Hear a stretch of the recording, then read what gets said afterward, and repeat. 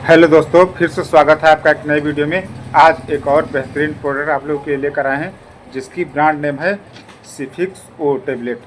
इसकी पूरी जानकारी दी जाएगी इस वीडियो में। इसके uses, dose, side effect, precaution, किसको लेना चाहिए किसको नहीं लेना चाहिए, और इसलिए इस वीडियो को बिना स्किप किए पूरा देखिएगा ताकि पूरी जानकारी मिल सके। बात करें इसके कंपोजिशन की तो इसमें सिफेक्जिम एंड ओफ्लैक्सासिन होता है। सिफेक्जिम जो होता है वो 200 mg के स्ट्रेंथ में एंड ओफ्लैक्सासिन जो होता है वो भी 200 mg के स्ट्रेंथ में बनाया जाता है। सिफेक्जिम जो होता है वो एक सिफाइलोस्पोरिन ग्रुप का मेडिसिन होता है। यह काम कैसे करता है?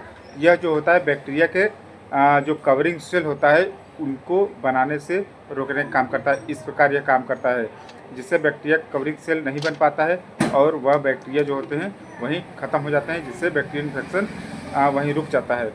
ओफ्लैक्सासिन जो होता है यह फ्लोरोक्विनोलोन ग्रुप का मेडिसिन होता है। यह gram positive and gram negative और एनारोबिक बैक्टीरिया होते हैं उनको किल करने का काम करता है। यह तीनों प्रकार के जो बैक्टीरिया होते हैं उसको ख़त्म करने का काम करता है। यह कैसे काम करता है? यह बैक्टीरिया के रिप्लिकेशन यानी बैक्टीरिया जैसे कि दोबारा जन्म ले लेते हैं उनको उनके रिप्लिकेशन को रोकने का काम करता है। इस प्रकार यह दोनों मिलकर इन्फेक्शन को ट्रीट करने का काम करते हैं। बात करें इसके यूजेस की तो जैसे कि किसी प्रकार का आपके शरीर में बैक्टीरियल इन्फेक्शन हुआ है उस केस में यह काम करता है। सिर्फ और सिर्फ बैक्टीरियल इन्फेक्शन होता है उसी केस में यह काम करता है। एक बात ध्यान रखिएगा कि वायरल इन्फेक्शन होता है उस केस में यह बिल्कुल काम नहीं करता है। तो कौन कौन से बीमारी में इसका यूज किया जाता है, डॉक्टर किन किन बीमारियों में इसका यूज करते हैं, पूरा यूजेस हम बता रहे हैं आपको, ध्यान से सुनिएगा। पेशाब के रास्ते में किसी प्रकार का इन्फेक्शन हो गया है जैसे कि चाहे किडनी में हो गया है, चाहे यूरिनरी के रास्ते में यूटीआई के रास्ते में हो गया है, या मतलब यूरिनरी ब्लॉडर में हो गया, या पेशाब की थैली होती है उसमें हो गया है, या यूरेटर में हो गया है, या यूरिनरी ब्लॉडर में हो गया है। कहीं पेशाब के रास्ते में इन्फेक्शन होता है, यूटीआई इन्फेक्शन जिसको बोलते हैं यूरिनरी ट्रैक्ट इन्फेक्शन, उस केस में बहुत बढ़िया काम करता है। या टाइफाइड फीवर होता है, टाइफाइड फीवर में तो बहुत ज़्यादा इसका यूज किया जाता है। बहुत बढ़िया इसका रिस्पॉन्स है टाइफाइड फीवर में। निमोनिया हो जाता है या फेफड़ों में इन्फेक्शन हो जाता है उस केस में, कान में इन्फेक्शन हो जाता है उस केस में इसका यूज किया जाता है। कान बहता है बहुत लोगों का, या कान से साँय साँय की आवाज़ आती है उस केस में इसका यूज किया जाता है। गले में इन्फेक्शन हो जाता है, टोंसिलाइटिस हो जाता है उस केस में इसका यूज किया जाता है। नाक के अंदर कोई इन्फेक्शन हो जाता है, साइनस हो जाता है, उस केस में इसका यूज किया जाता है। इसके अलावा स्किन इन्फेक्शन होता है जैसे सेलुलाइटिस होते हैं, या सॉफ्ट टिश्यू इन्फेक्शन हो जाते हैं, फोड़ा फुंसी हो जाता है, उसको सुखाने के लिए, कोई घाव हो गया उसको सुखाने में भी इसका प्रयोग किया जाता है। इसके अलावा महिलाओं में जो समस्या होती है जैसे यूरेटर में उनके, या यूट्रस में या ओवरिस में समस्या होती है, या फॉलोपियन ट्यूब में कोई इन्फेक्शन हो गया है उस केस में इसका प्रयोग किया जाता है। मेल के अंदर प्रोस्टेट होता है, उसमें कभी कभी सूजन हो जाता है जिसको प्रोस्टेटाइटिस बोलते हैं, उस केस में इसका यूज किया जाता है। और यानी किसी प्रकार का आपके शरीर में बैक्टीरियल इन्फेक्शन है उस केस में इसका यूज किया जाता है। वायरल इन्फेक्शन में यह बिल्कुल काम नहीं करता है। यह काम कैसे करता है बता ही दिए। इसके साइड इफ़ेक्ट की हम लोग बात कर लें तो जैसे इसको लेने के बाद जी मिचली हो सकती है, वोमिटिंग हो सकता है, स्किन पर रेसेस पड़ सकते हैं, और इंडाइजेशन जैसी समस्या हो सकती है। आपके स्टूल का कलर चेंज हो सकता है, पेशाब का कलर चेंज हो सकता है, या कुछ साइड इफ़ेक्ट हैं जो कि अपने आप सही हो जाते हैं।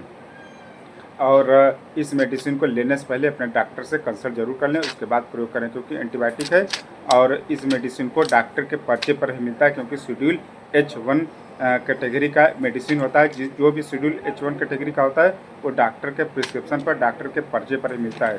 क्योंकि ये एंटीबायोटिक होते हैं, इनके कुछ खतरनाक साइड इफ़ेक्ट हो सकते हैं और आपके शरीर को नुकसान कर सकते हैं, इसलिए अपने डॉक्टर से कंसल्ट कर लें, उसके बाद ही इस टेबलेट का प्रयोग करें। इसके डोज की बात करें तो नॉर्मल डोज सुबह शाम एक गोली लेने की सलाह दी जाती है।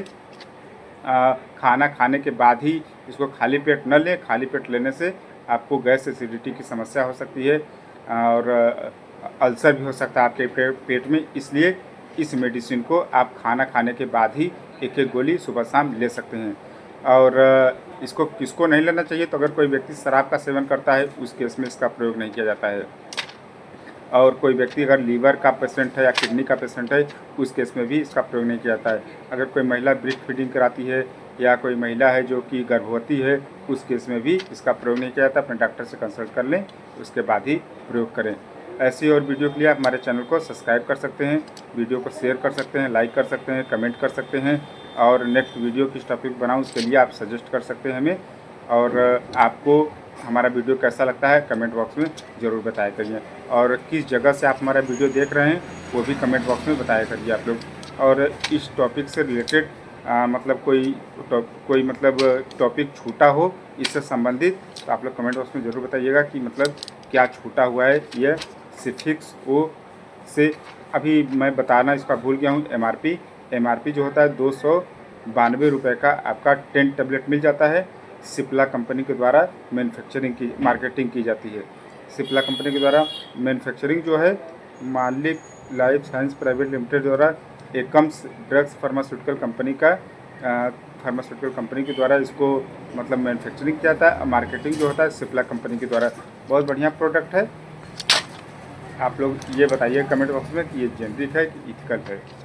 जो मेडिकल चलाता होगा वो बता सकता है कि ये जेनरिक है कि इथिकल है, लेकिन इसका रिस्पांस जो है वो बहुत बढ़िया है।